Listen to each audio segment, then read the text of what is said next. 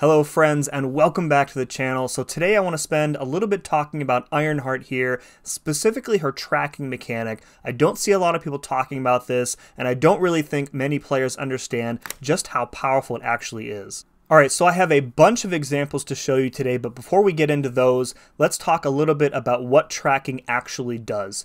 So the first line here says, while the opponent is suffering from 5 or more debuffs, Ironheart inflicts a tracking passive, bypassing the effects of miss. So right off the bat, tracking requires 5 of her repulsor debuffs. You get these debuffs from her medium attacks, her special one, and by dexing.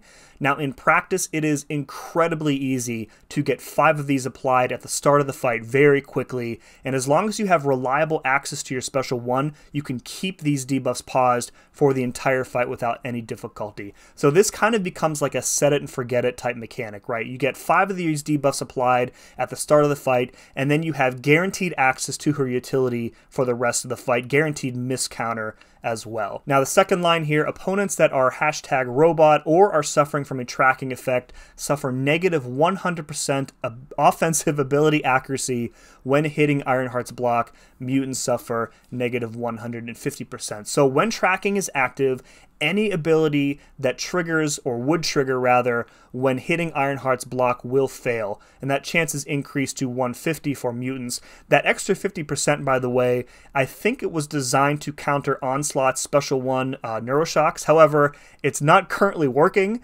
I don't want to really get off track with that here, but I don't know if that's going to be changed or not, because it's a problem with Onslaught and not with Ironheart. But so who knows what's going to happen with that. One last thing to note here about this second bullet point is that robot defenders have this ability accuracy reduction automatically applied whether or not tracking is active. So you see in the first line there, it says opponents that are robots or are suffering from a tracking effect. So if you're fighting a robot, all of their attacks into your block will automatically have that offensive ability accuracy reduction. We'll demonstrate that in just a few minutes. Then this last line here, while a tracking effect is on the opponent, AI can predict enemy attacks, allowing her to trigger parry against non-contact attacks and block mutants' unblockable specials. Won't be focusing on this at all today, but being able to parry non-contact attacks is very nice to have, especially somebody against Maw. So you have a guaranteed parry against him, you can automatically counter his falter, really good Maw counter. So I have almost 20 examples to show you today. There are many more than that, but I wanted to keep the video at a reasonable length, so let's jump right in. Alright, we're going to start off today with some champion-specific mechanics that you can prevent with tracking, and the first one here that we'll look at is Gore. So Gore has a 4% chance per buff to inflict his debuffs through your block. So once you get tracking up, and you can see we already got tracking up very quickly here, we can safely take a parry, any sort of blocked hit, we can block his special attacks, and he will be unable to inflict any of his debuffs through our block. I think I go ahead and block an entire special one here, and you'll see none of his debuffs are able to apply through my block. So you might have to intercept a bit at the start of the fight, or just chance that 1 or 2 debuffs is going to get through, but after that you will be able to safely block and parry Gore without any issues. Next up, let's show you Photon. Photon has an ability where if you parry stun her, she gains an untouchable passive for a few seconds here. With tracking up, you can completely prevent that untouchable passive. As you'll see here, I can safely parry her. Now with tracking up, you counter miss anyways, so you can kind of have 2 ways to counter Photon's untouchable, but just showing here that you can prevent it from triggering completely on parry. Third on our list is Hulkling. Hulkling gains pierce buffs when hitting into your block. You can actually prevent these with tracking active. So at the start of the fight here, I got a dex off, nailed an intercept, 5 debuffs up within the first few seconds, and now he is unable to apply pierces through our block. You just saw me take a parry there, and he was unable to gain a pierce. Fire off the special one to pause our debuffs. You can see that we have way more than the required amount of 5 here. We can safely parry him, take blocked hits, and he will be gaining no pierce effects from this point on in the fight. Moving on to Kate Bishop, so she applies her trick arrows through your block via her special 2. Now, Ironheart already immune to Cold Snap, so this is really just useful in preventing the Tranquilize or the Caltrops debuffs if you need to block her special 2 for whatever reason. So again, maybe not as practical as the previous ones, but you still might find yourself needing this at some point. Alright, this is a good one. So Apocalypse has a mechanic where if he has 4 genetic material, he gains the ability to stun you through your block, and with tracking active, Ironheart is able to completely disable this. So at the start of the fight here, you can see we're getting 5 of our debuffs up very easily. Notice that we're using Ruptures instead of Incinerates because Apocalypse would become immune to Incinerate. Ironheart's ability to switch to Rupture debuffs means that she can get this utility active against pretty much any champ in the game, because I don't think anybody other than Scorpion is straight up immune to Ruptures, and I think Silk reduces the duration. So you can see once we have tracking active here, we can safely take multiple blocked hits in a combo from Apoc right there, and he is unable to trigger that stun through the block, and we can more or less play this fight normally. Alright, Kitty Pryde, a little bit difficult to demonstrate because there aren't very many available as defenders in content, and you need to use Ruptures, so you can't do this via a duel. But the idea here is that once you have tracking active, you can safely parry stun her without giving her one of her natural prowess. Now this particular boss fight is from like Act 7 or Act 8. It has aggression prowess, so you can see her prowess climbing naturally, but whenever we do parry stun her in this fight, it will not be giving her prowess. So again, there isn't really a better way to demonstrate this, but Ironheart in general is one of the best kitty counters in the game, and just being able to prevent some of her prowess from triggering makes her that much easier. Next up, Black Panther Civil War. Don't really see much of him anywhere anymore. He is in dire need of a rework, but currently when you have an armor up buff on him, he is able to reflect any parry stun. So here I'm trying to get him to block so I can trigger one of his armor ups. There we go. And now from here we can safely parry him and the stun will not be reflected. So again, maybe not a lot of use currently on the right node, the right set of nodes. This could be useful sometime in the future. Similarly, let's talk about Adam Warlock, who will go unblockable if he hits into your block a few times. Now, with Adam Warlock, it is a little bit extra tricky to get tracking up because you do need to land a couple of intercepts here. But once we do, you can see that we can let him hit into our block when he will not trigger that unblockable buff. Now, the caveat here is that once he gets that sovereignty buff, the ability accuracy of his buffs cannot be reduced. But in a shorter fight against a similarly ranked Ironheart, you can probably kill him before sovereignty becomes too much of a problem. Here's an example of a robot where no tracking passive is necessary. So Dragonman will place a slow debuff on you if he hits into your block with your special one. Now normally you would want this slow on you because it's free willpower healing, but in future content there may be in a fight where, like, you know, if he has a non-damaging debuff on you, he goes fully unblockable and you might want to avoid that. So in something like that, you can safely block him even without tracking active, and it will prevent the slow and remove the power gain buff.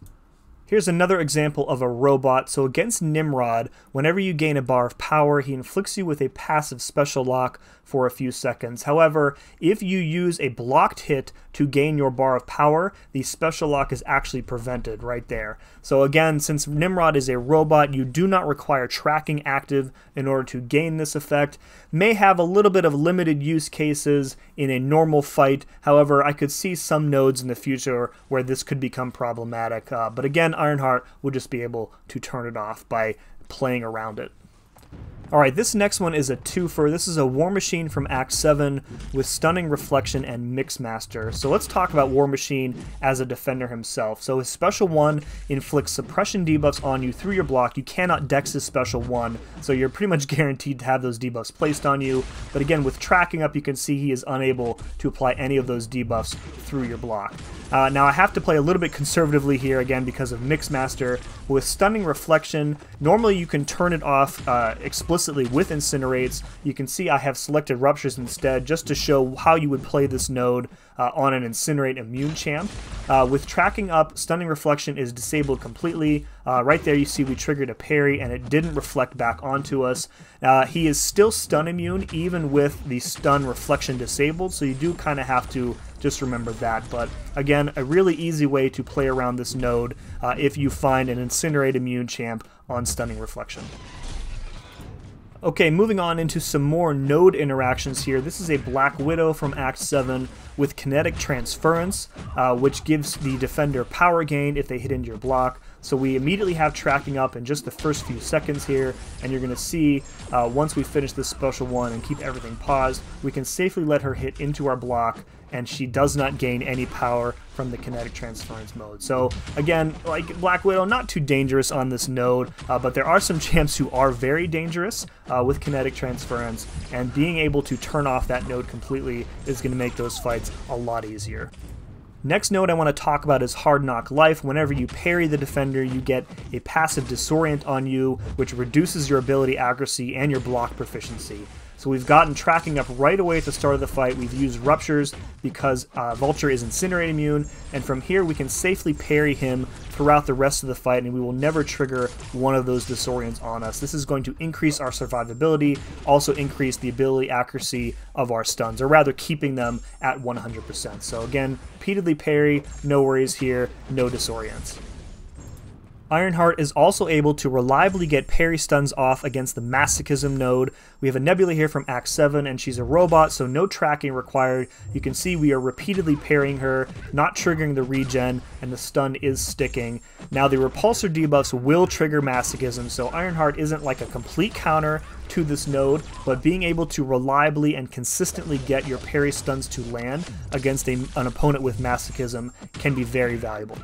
Okay, the last node I want to talk about is Bubble Shield. We have a Luke Cage here from Act 7 or 8, can't remember which. You can see we've triggered Bubble Shield twice, so we have 2 of those red passives on us. But once we get our 5th Repulsor debuff on with a Dex there, tracking is active. Now we can safely block or parry Luke Cage without triggering additional reductions in our block proficiency. This is also going to prevent the unblockable that defenders get. I think when you get 10 of those block proficiency passives on you, their next attack is unblockable, so you can completely turn that off as well. So just, really nice to have. Ironheart has those armor up buffs, so she's not exactly fragile, but not being able to have her block proficiency reduced by a node like Bubble Shield, again, very valuable utility to have. Okay, the last thing I want to demonstrate for you today is just how easily Ironheart can get a counter to miss up during a fight and keep that counter active for the duration of the fight. This was an off-season war fight that I did just a few days ago. That's why I haven't healed up, because it's the off-season. And the node here in question is 47 on the Elite map. It has a node on it called Missing in Action, where anytime a buff expires on the defender, you have a few seconds to hit them with a heavy or a special attack, or you get faltered like I just did there. But as you saw, we had tracking up within a few seconds into the fight, so we can completely ignore that Missing in Action node and safely spam our special attacks in order to keep tracking active. Now with Morbius, I don't demonstrate it in this fight because he's being very cooperative, but you can actually safely intercept his psionic glide because she will prevent the miss that he would otherwise trigger on that glide. So, really safe counter to not only this node, but Morbius in general.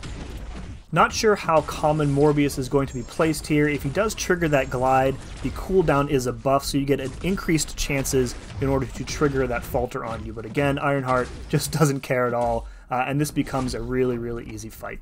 That's going to do it for this one, folks. I hope you saw something today that has piqued your interest about Ironheart. Her utility is incredibly powerful and among the best in her class. In my mind, she is the clear second best miss counter in the game right now, and her ability to use Rupture debuffs to get that utility means that she can easily get tracking active against just about any champ in the game. If you made it this far into the video, please leave me a comment below that says, "Oh crap, she's got an Iron Man suit." If you haven't subscribed, please remember to take a moment to do so. And as always, thank you very much for watching. We'll see you again next time.